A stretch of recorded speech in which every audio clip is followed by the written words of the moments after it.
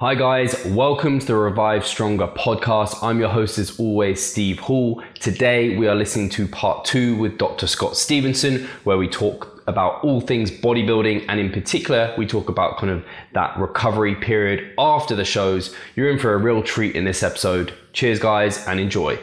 Yeah, I think a lot of the audience will know that people use it inappropriately, and I think something I've definitely found valuable is like people like yourself, Scott, and lots of the people that I've interviewed on the podcast. They are critical thinkers. They're true scientists. They don't have dogma that they follow. They're following the science and where that's taken them.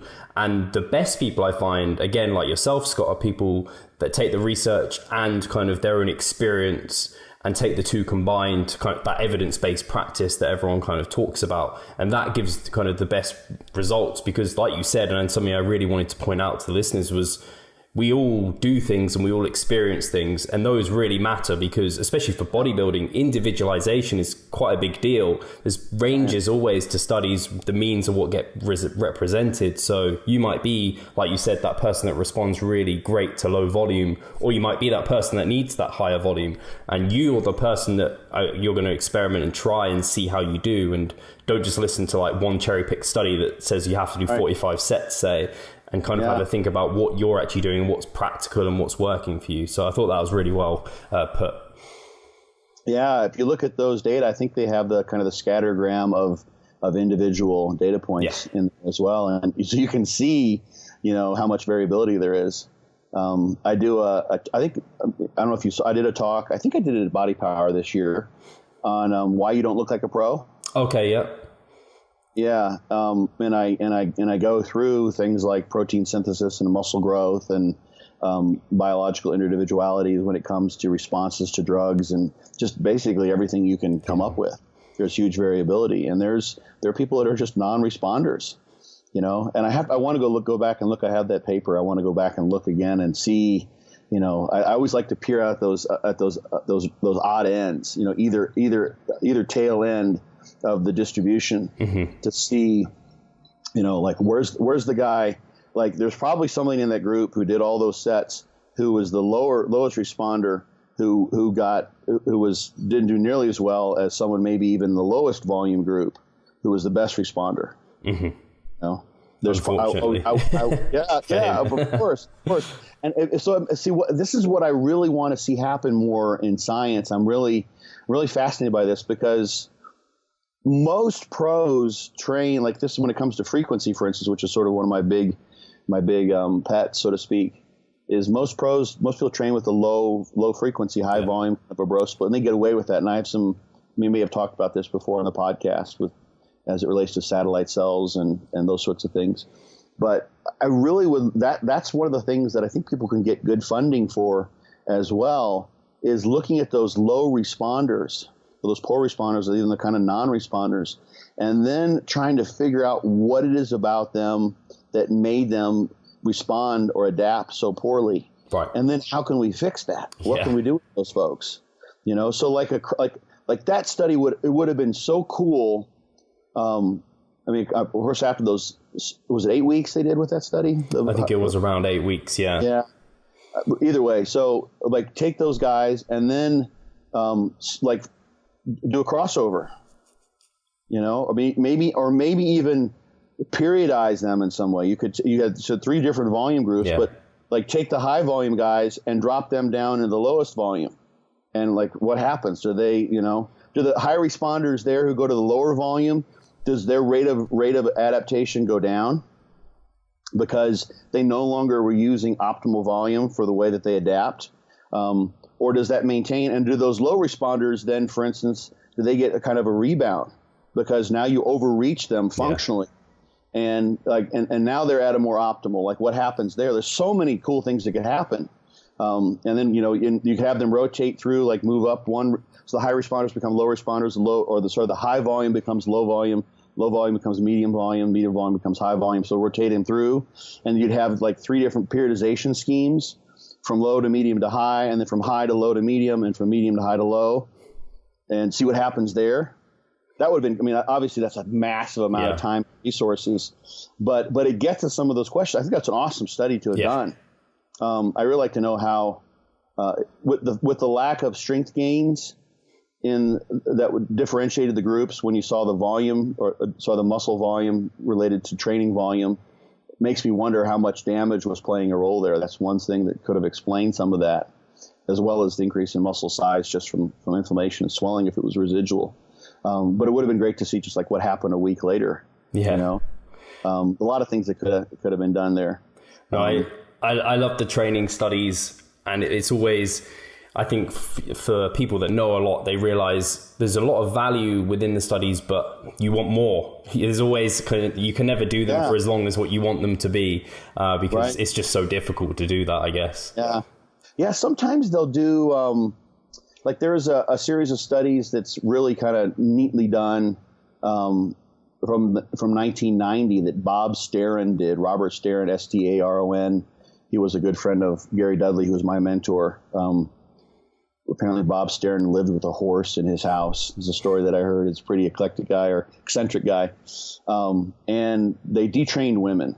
They trained the bejesus out of them, all leg training. It was like 3 or 4 sets each of all the failure of like hamstring curls, knee extensions, leg presses, hack squats, and squats, like crazy high, like twice a week or something like that. And I saw the greatest increase in fiber size I've ever seen in a study on average. It was like over 50% increase in fiber size. But it was a longer study. But then they detrained them. Mm-hmm. And what made me think of it is they detrained them, but they only had a subset. So they had, you know, there's probably some selection bias there, and that they only the people who wanted to continue, to be guinea pigs allowed that to happen. But that's kind of an option. It does create a bias, like I said, a scientific bias. But with a study like that, I'm sure some of those people in Brad's study probably wouldn't have minded going on, to see what happened, especially because they didn't even have invasive measures of muscle size, so they could just keep on training them. Could have even maybe, and this is not a criticism of Brad. I just like to fantasize. This is just me fantasizing it, and you take those groups and cut them in half and just see what happens to some of those guys. When they continue on their own, maybe they only go have one supervised, because now they've been supervised for 8 weeks. They know what they're doing. They can adhere to this. Have them keep training logs. So you greatly reduce the amount of time and personnel and resources that are going to training these guys, and let them continue and see what happens. That would be really cool to see. But that's a badass study to follow up on. There's so many. The sign of a good study is not necessarily what questions it answers, but what questions it puts forth. And that puts forth a ton of questions. Opened up a big old can of worms. Yeah, it did. There was a big. I don't know if you you're probably very much on the same kind of social media path, but they got quite a lot of kind of kickback from it, and there was a ton of questions. But it was from a selfish perspective, it was quite nice to see the kickback and see the responses, apart from some of it. But some of it brought out nice kind of ongoing discussions, which are cool to see. Yeah, I saw some of that. It's hard. I hate Facebook because the interface makes it so hard. I miss stuff all the time because all the good comments get tucked up underneath and you don't see them. Yeah. But I saw some of it, and it's too bad you can't just like ban people, like block people. Yeah. Well, you can, I guess, but that would, for someone like Brad, that's just not time that he has, I don't think. But yeah, so I'd be interested to see what they do as a follow up to that. Yeah, it'll be amazing. So something I did want to delve into, part of the book, this is kind of a bit of a segue from what we've just been talking about, but that was part of the tracking and enhancing recovery and talking about different methods. So you had sleep, sauna, heart rate variability, adaptogen, CBD oil. And I think some of these are probably kind of things people have heard about and maybe don't know that much on. I don't know if there's any of these that you particularly kind of enjoy talking about, or kind of are ones that maybe you see kind of misconstrued quite a lot that you think the audience would appreciate hearing about. It's interesting that the heart rate variability is a really kind of there's a lot of undiscovered country there, so to speak, especially when it comes to strength training. And I go through some of the data. I can't remember all the particulars of it. There's some stuff that was done, I would think, with like some Chinese female weightlifters, if I'm recalling. And heart rate variability is a pretty complex topic. and I'm certainly not an expert there. Mike Nelson is someone who's done a lot of that. You might want to bring him on, yeah. But it seems like, from what I was able to glean, is that when you have some kind of a shift in your heart rate variability that is also supported by a change in your perception of recovery or your performance in the gym, that it's indicative of something. As to what that change will be, which way it will be, that's where the data are kind of mixed. It's kind of bizarre. And maybe there's something about heart rate variability in terms of, the different frequency ranges. There's like different overtraining. Overtraining seems to differ depending on the type of exercise that's brought on the overtraining. Right. Resistance exercise has been so poorly understood as far as that goes, as opposed to endurance exercise, because many people are doing that type of research. So the heart rate variability thing, I think, boils down to, first of all, getting a good monitor. I have an Apple Watch, but it doesn't even give me a good heart rate. Right. So I don't trust it really all that much. And then hacking out for yourself what those changes mean. I don't know, from what I've been able to find, for someone who's a bodybuilder or even like a power lifter, that you can say with the specificity that you tend to think you're going to get from some really cool electronic device, that heart rate variability is telling us all that much quite yet. Right. The one you didn't mention, maybe because it's not, I don't know if I have it on one of the bullet points, because it's not some people are all that familiar with, that I use for recovery, is a perceived recovery status scale. Is that? I just didn't say it. Oh, okay, yeah. That's probably my favorite, to be honest. Yeah. Yeah, because it tunes in really well with auto-regulation.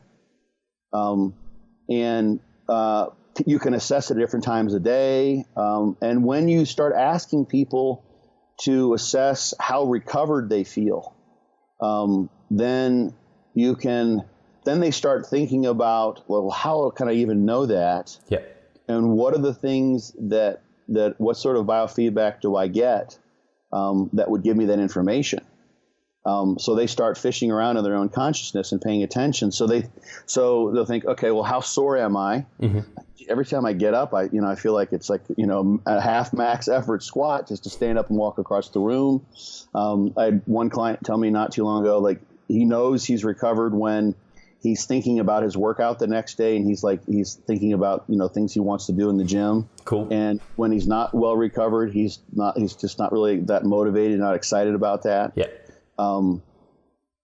I'll have people give me a PRS, a perceived recovery status scale measurement, and sometimes they're kind of low. Mm-hmm. And it helps. And when we then reduce the training volume, or increase food, or work on their sleep, or do whatever else it takes to reduce the number of steps during the day, or all sorts of things, avoid various stressful situations, and we can get their PRS up, that's reflected in the gym. It basically, it's such a useful tool, because it's a global one that, I've been using this now for probably a couple of years, I think, with people, year and a half or 2 years. And it's so valuable, because then you can go in all those other things. Mm-hmm. Then you can go, okay, so now, let's try a sauna today. I have a big section on sauna. Or the CDB oil is one I covered, just because I was constantly getting asked about that. I'm not surprised. Yeah. There's actually a review that came out that I just saw it, came across my email like 2 or 3 days ago, and I didn't pay to download. I'm on the road, and I'm on with my laptop here, and it's basically looking at CDB oil and arthritis. Okay, which is one of the big things. And there's really not a whole lot of data on humans. It's all on animals, pretty much. But that fits, and the pharmacological things like NSAIDs, for instance, I cover somewhat substantially in the book.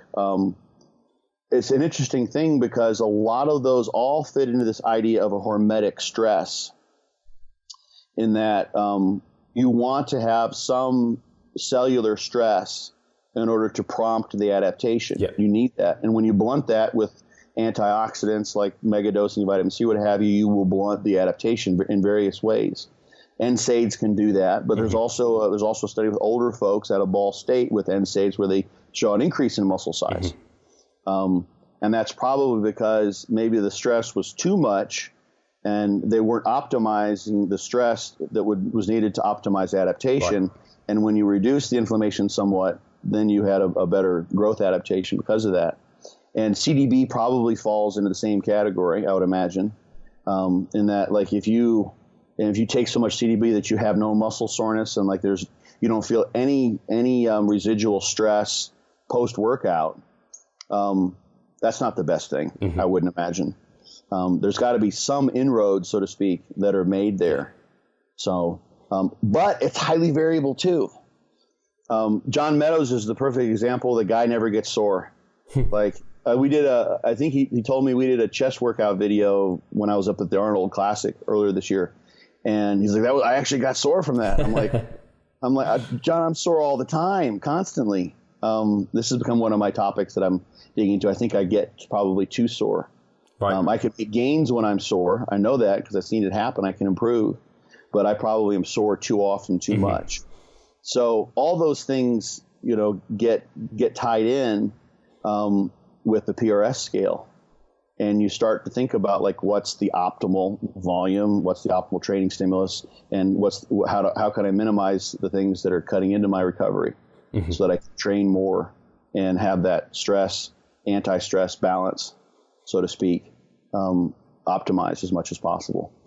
So that get at your question, I think? Yeah, and I'm kind of regretting, well, no, I don't regret it because you expanded on it anyway, the perceived recovery scale, because as someone, I'm not expert within the area of kind of heart rate variability and kind of rating those things, but I do use the same sort of scale as you've said there in terms of I get my clients to rate their fatigue, even in certain muscle groups, and their motivation to train. And then I get video feedback from them. So they kind of talk about how recovered they feel. And then, you can do things like looking at how many hours have they been sleeping, what is their food intake, when did they last have a deload or a rest day, those sort of things. And I think that is a tool that is just so unbelievably simple that anyone has at their own disposal that they can start using. Yeah, and when they can't quite, people will start tuning in because they know they got to come back to that with you.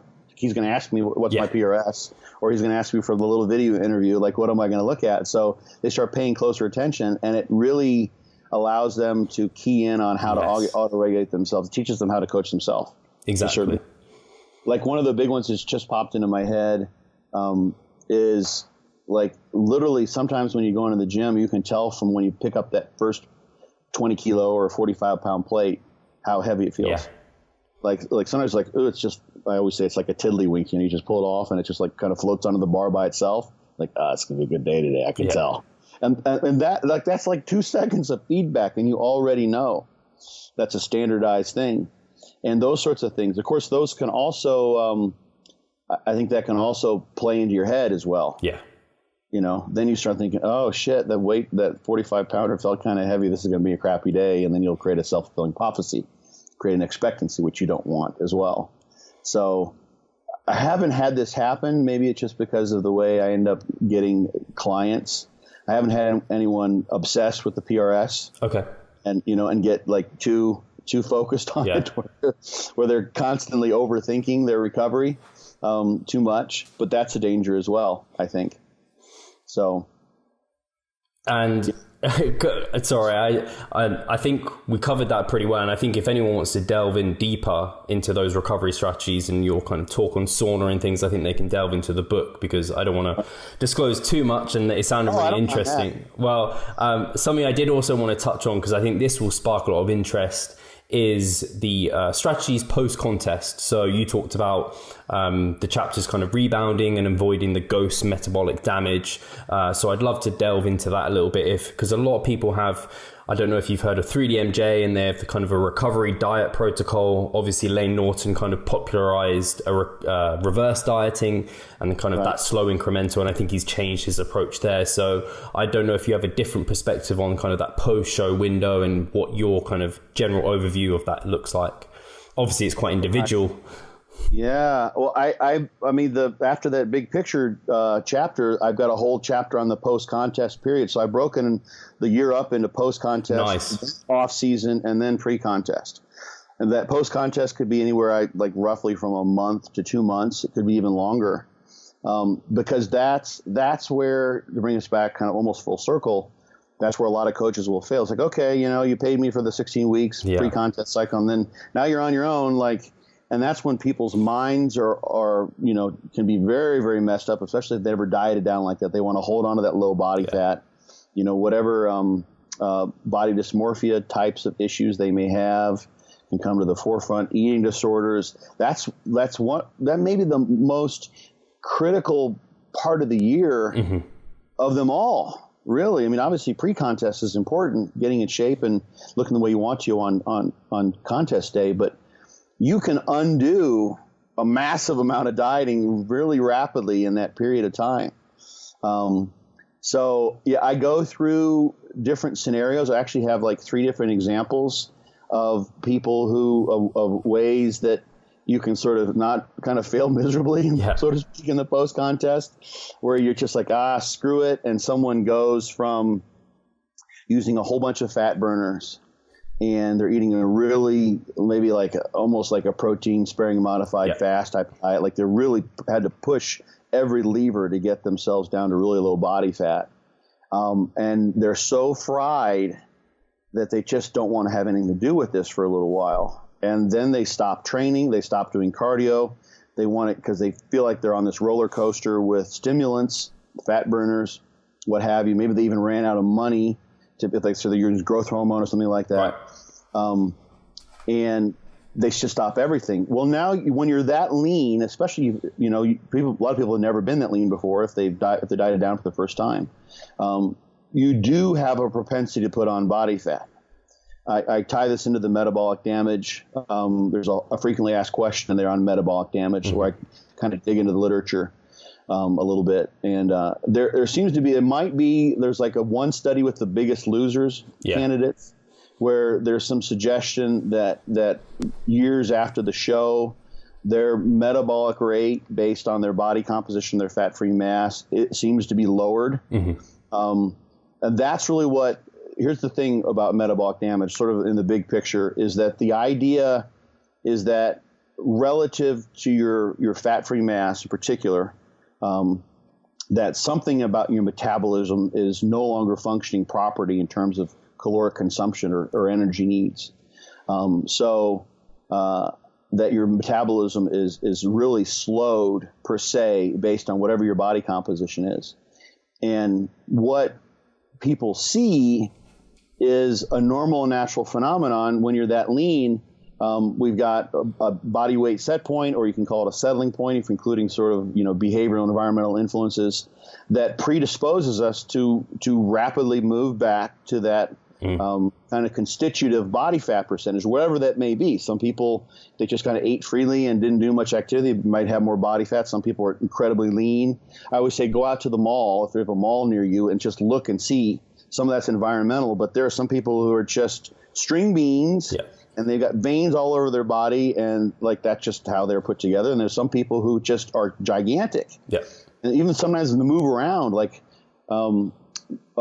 there's a friend of a friend who has a horrible time with her weight.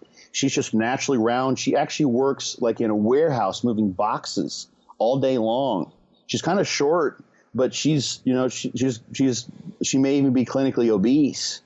But she has kids that are hyperactive, and she's running around constantly. You would never expect. No. I think she does like 20,000 steps a day or something like that. And she doesn't seem to eat a lot, unless maybe she's sneaking in like pints of Haagen-Dazs that no one knows about. But anyway, so there's this huge variability there, and when you're dieted down, your body is going to naturally want to move itself back to that body fat. So what you see is that the propensity to put on body fat. This doesn't mean that your metabolism is acting in an abnormal way. It just means it's acting in a normal way, which is the way that you don't want it to act. You'd rather that it's like, I'm just going to stay like absolutely shredded. Like this is how I want to be. Body, you should fall in line with what my psyche wants and just look contest ready 365. So that's, I think, where the metabolic damage issue comes into play. And what I have in that post-contest period chapter are some guidelines on how to reverse diet, some ways you can actually do with the diet, and some sort of structured rules of thumb. So like things like you're going to have to spend a substantial amount of time reversing all the things that you did to diet down pre-contest. Right. So like abruptly stopping any of those things is a recipe for a disaster. Yeah. If all those fat burners that you used really had a substantial effect on the fat loss, when you stop using them, they're going to have a substantial effect on fat gain, and it's going to be of a very high magnitude if you cut them off abruptly. So ideally, you've gotten yourself, you're somewhat healthy as you can possibly be, but you have to assess this, and this is part of what that chapter is. Nice. Is looking. So where are you post contest? Are you absolutely fried? Or do you feel pretty good? There are situations I'm in this probably most of the time after a contest. I feel great. I start adding food back. I just want to go and train every single day because now I feel better. The food's high and I look really good. And I'm like, this is the best of both worlds for a couple of weeks. You know, I'm full. The pumps are great. This is phenomenal. And you can ride that out for maybe 6 or 8 weeks or so in many cases. There are other cases where people will have to just be reasonable with themselves. Say, okay, you know, I was the walking dead the week of the show. This was awful. And I'm subsisting on caffeine and ephedrine and Clen or whatever else the person might be using. They're going to have to taper off that to be kind to themselves, because all those things are also inhibiting their appetite as well in most cases when it comes to stims. And they're adjusting the metabolism and their fat balance and everything else. So it may be that the smartest thing for them to do is say, okay, you know, I've been doing I was doing like way too much training. I was definitely overtrained. I just want to take like a week off of the gym. Maybe I'm going to come in, I'm going to set myself out to do like Wednesday and Saturday the week afterwards and just do like a warm up set and a nice feeler, get a pump set, full body. I'm not going to train anything more than 45 minutes. I'm going to stay on my cardio regime, but I'm going to make it fun because I'm going to watch funny, good movies, or I'm going to, buy a Netflix account if I don't have one, or rent movies. I'm going to do something that's good and fun. One of the things that's super duper important that I use mainly, I try to get people to use when they're dieting down is, I'm not big on cardio. I'm big on NEAT as much as possible.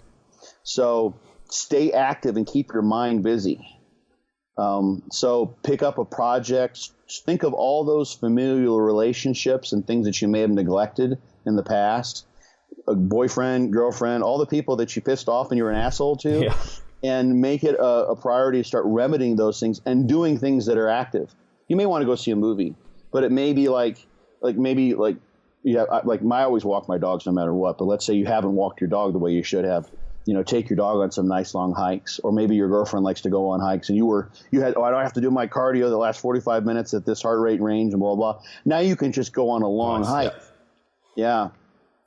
So I've outlined all that in the book, the things that you can kind of do to ease yourself back out at least over 3 or 4 weeks. If you spend 16 weeks applying all those things, you have to sort of reverse your way out on all of those strategies at once and start replenishing yourself psychologically as well, and restoring some sense of normalcy. And the most important thing to know is that it was an extreme circumstance when you're dieting down, and it's not sustainable. I mean, unless you just want to live, a kind of an obsessive compulsive, really probably psychologically sort of a poor lifestyle, really, where you're constantly being finicky with your food, et cetera, et cetera. That's not a great way to live for most people. So you need to realize that you're going to go you're from where you are post-contest, there's someplace you want to be. And you have to sort of assess, okay, what the state of emergency that you're in, the state of all the other aspects of your life that you've ignored, and then figure out what's the best way for you to do things. With the reverse dieting, which is really important because food's the main thing. That's the main concern. There's the Minnesota starvation study, which I talk about a good bit, and that's always cited when it comes to the metabolic damage issue. That one's been rehashed. Actually, the data has been analyzed several times now. And then I just finished re-listening to a book by Viktor Frankl, A Man's Search for Meaning. Okay. Which is an excellent book I would recommend to people. Yeah, he was a psychiatrist who invented something called logotherapy, which is somewhat similar to Freudian psychoanalysis. It never really came into being, but it's basically about the idea that man's search for meaning is sort of their central, the central piece of well-being and what our purpose is. Anyway, he was a concentration camp victim. Right. So a good part of the book goes into that. And one of the things he says that made me think of this just now was when people would get out of concentration camps where they were literally eating like a crumb of bread every day and they were withered down to nothing. Like they would you just eat constantly. Yeah. Just, like it was amazing how much you can eat. And like I wrestled a couple years when I was in junior high. And like one year I weighed 135 one year, and then I grew and I was like maybe 160 the next year, but they wanted me to wrestle 122. So I fought my way. Yeah, right. That's smart, wow. Huh? So I was like eating it like an orange a day or a cup of cornflakes. And that was all I'd eat. Probably conditioned me pretty well. That was a breeze. Bodybuilding's a breeze like that. And I remember when I got done after that second year, I mean, I'd eat all the food I could, and I'd come home after lunch, and I would just sit down and eat like a whole box of cereal, and it wouldn't even faze me because I was trying to. So you're so focused on food, and that's where coaches sometimes will just let people drop. Yeah. And so the way I've got different ways I think are important you could approach the reverse dieting. One, you can go and actually, if you have good dietary records, try to reverse your diet, like literally on a day by day. You can do that. That's a long path to follow for many people. The other thing you can do is if you've got those dietary records as the changes you made, as well as some sort of body comp measurements, you can adjust your diet based on the body comp and the body weight too, and allow your body to go up a little bit more quickly, but use those dietary records to keep yourself in check. So you're basically eating roughly about what you were when you're at the same weight pre-contest. Right. And this, of course, is in conjunction with reducing the fat burners and everything else. It gives you some structure, which is the kind of the most important thing. That's why I brought up Viktor Frankl and me and the Minnesota, like those people. It's just, you just start eating like crazy. You can eat so much. You've probably been there. Yeah, I was going to say that what you said there, the most important thing I was going to point out was the fact you got a plan. And I love that you didn't just outline the fact you have a plan, but in the book you've got individualization there in terms of where's the person at, because I'm sure you've had it and I've had it with clients where some people can actually be in a really good place like yourself and just start training and eating moderately well, like a bit more, whereas other people, you need to start feeding them up. They need to just recover much faster and get to that point.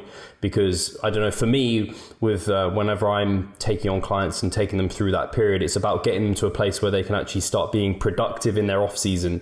Because I think a lot of people try and string out that lean period, and I've certainly been there. And I haven't been really training well. I haven't been feeling good, but I'm eating a little bit more. So that was all I needed. But I don't think that's actually I think it's kind of a bit of a unproductive time spent, really. That's a first step that I have I think I call that the Deadzone or something like that. Where that sounds great. Well, awful, but that sounds like a good term. Yeah, you need to get get your body fat percentage up somewhat to start, just because you're mentally foggy, you can't train well. Your quality of life is just so low. And so you need to get past that, and that might take about a week. You want to be careful if someone's got an eating issues, disorder eating or what have you, that you don't set them off on a path that shoots way past. They've exited the Deadzone cavern and now they're like heading up to the mountain of adiposity. You don't want that to happen. But yeah, that's kind of a first step. And so I've got those two approaches to reverse dieting. The other one that I like for a couple reasons, it seems to work really well, is to use, and this is how I have people diet most of the time anyways, use a kind of a nutrient timing approach. Right. And this is for someone who would be training, who wants to be training. The only caveat here is that you don't want to start kind of operant conditioning yourself that if you train, you get food. Yeah. But you can do that too. You can I can't only eat a nice meal if I train hard beforehand. That can be a problem people can have. But if you've been eating out of Tupperware for months on end, and you've been avoiding social circumstances, those sorts of things, if you keep with your pre-contest diet essentially exactly what you've been doing for the most part, and maybe adjust that in a reverse diet type of fashion week by week over time to some degree.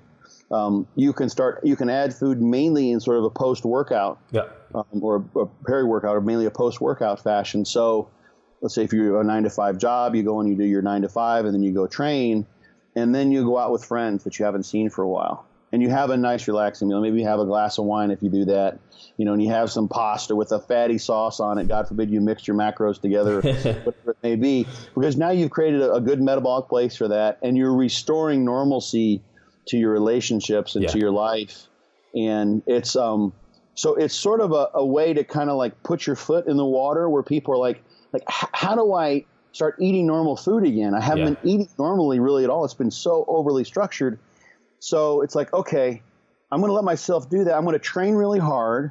This makes physiological sense. I'm sort of I'm literally a physiologist, or I'm a bodybuilding physiologist.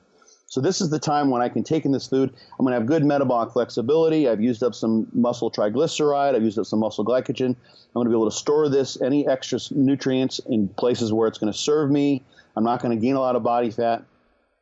And then you go and you experience a meal, a guilt-free meal, that you've kind of created a sort of guilt-free experience for yourself. Knowingly, though, you're conscious of it. And then you're like, okay, I just had a really good meal. And now I know what that's like.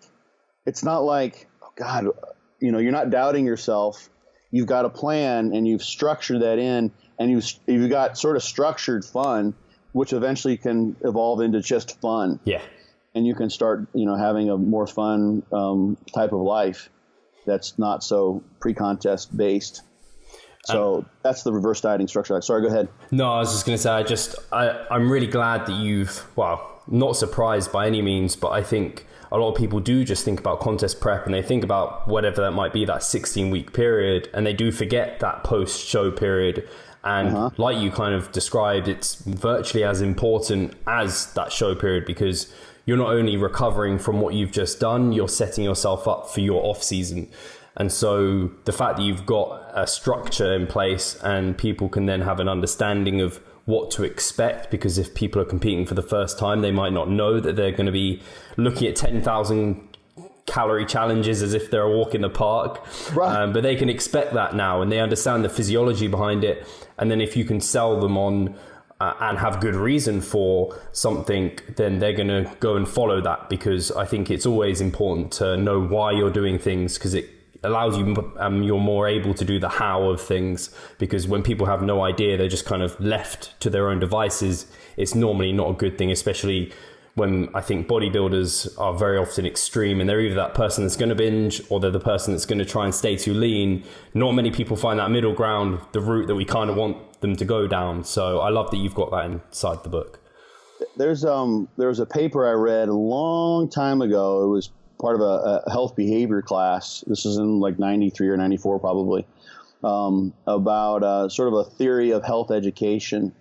And the bottom most important piece of that, if you're going to help somebody, and this is true in so many things, interpersonal relationships as well, you need to start where the person is. Yeah. And this is kind of where coaches can miss sometimes. I know a lot of times there's like really hardcore coaches, they got old school ways to do it. You just like do it, and some people who've maybe been in the military or their family of origin or whatever it may be, they attune to that really well. They like it. Like, it's black and white, my way or the highway, go for it. And like, okay, the contest is over. Just figure out your eating. You can figure it out, and like, just do it. Yeah. and that person, just because maybe they've been doing it for so long, they've been in the industry, they've been competing for decades. For them, it's a breeze. Like, it's not a problem at all. To continue on a highly regimented diet, that's what they like. They're not empathizing with that person who's maybe never been through this before, who can't continue to sort of neglect their children and be bitchy at home and, all the things that may come with pre-contest. So you have to be able to help someone be able to empathize with them and recognize where they're at. And that's what I tried to do as much as you can in a book, is think through all the different sort of the range of possible places you could be in. I mean, some people do, like, I won't say who it is, but it's a friend of a friend who he competed like a decade or so ago. And then he came back now, I think in his 40s, and decided to compete again. And now he's got the bug. He did one show, and then he did another show like 3 or 4 weeks later. He's going to do, I promote a show at the end of October 20th in Miami. I co-promote a show. I think he may end up doing that show. And so he's loving this. So and I don't think he's, he's not hurting himself physically like that. He's just really enjoying the process of everything that's going on. So he's a guy that's just like, he's gangbusters, gung-ho. He's having a good time. Whereas some people can really, really struggle. So you have to, you really have to look at that spectrum of things, and you have to be honest with yourself too. It's okay. It's not like, here's the thing. If you really, really, let's say, you push as hard as is humanly possible without passing, without dying, then it's not weak to recognize that and say, okay, I put my body in the worst case scenario and my mind. Now I'm going to be smart and address this by maybe not training for a week and getting a massage, 3 times a week when I would be maybe training. I'm going to stay on some of these things that are keeping my appetite down, and slowly start adding. Be kind to yourself. It's a hard thing to do. Yeah. So it's funny because like one of the things that I have in fortitude training, which sort of falls in line with this, is that when you have a blast period where you're trying to progressively overload and move up the weights, et cetera, and then you have a cruise period, and I basically dictated how people do the deload. That you're supposed to drop down a volume tier and you train in certain ways, and various points in that various aspects of that program sort of dictate how people do things. There's no like, oh, I'm just going to train harder or whatever. You have to sort of follow this, and being like diligent is following that black and white as it's set out in the program. And that's kind of what I try to do in the book, is say, so your job now, if you're going to be a good bodybuilding soldier, so to speak, is to adequately and accurately and honestly assess where you are, and then do the right thing. It's not just to prove how much you can beat yourself up, time and time again. That's not an issue here. The challenge set before you is to be the smartest bodybuilder you can. And that's a hard thing for people to do. But having it set out before them, I've noticed this with fortitude training over the years now, is that people, when they have that dictate to drop the volume down, they'll do it. Yeah. And they don't feel guilty about it. They don't feel like they're being weak or what have you. This isn't true for everyone, of course. I'm not trying to generalize everyone, but I think that's an advantage of having the book broken down that way, because, sometimes coaches won't empathize and other people won't empathize. And then you may see friends who did the same show with you and they feel great. They love how they look. They love maybe the attention they're getting from other people. They love going in the gym and like everyone like watching, like, whoa, she looks awesome or he looks badass. And they hold on to that and they ride that. Whereas you might be like, Jesus, I just want some food. I just want to go to a park, play with my kids or whatever it may be. So I broke that down to say there's no right or wrong. There's just what's best for you, so to speak. Yeah, I love that. And I think that is a great point to leave our conversation, although I feel like we could probably keep talking for ages. I think if you haven't sold people on the book, or at least given them some insight into it and actually given them some really good takeaways for a post-comp period and how to look at evidence and critical thinking, I think you've done a great job of that, and I want to thank you again for coming on the show. If people do want to get the book, I know you've got a specific website for that, which I'll have linked in the description box, but if people want to kind of learn more or potentially ask you questions, where can they reach out to you, Scott? DrScottStevenson.com is my website, DrScottStevenson.com.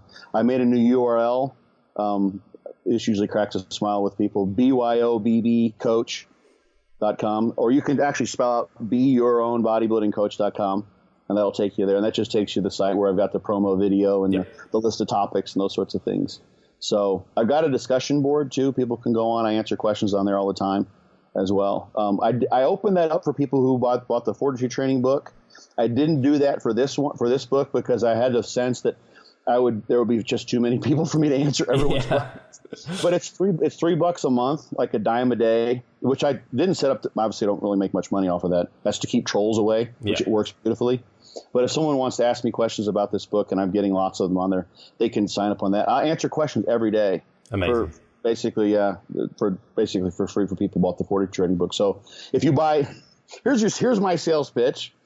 So if you buy the Be Your Own Bodybuilding Coach book, and then you buy the 42 training book, which is just $20, then the 42 training book gets you free Q&A with me as long as I'm alive and maintaining the website. So that's a way to ask me questions on anything. Brilliant. If they do. Yeah. Awesome. And guys, thank you for listening. We'll catch you soon. Take care. Thanks, Steve.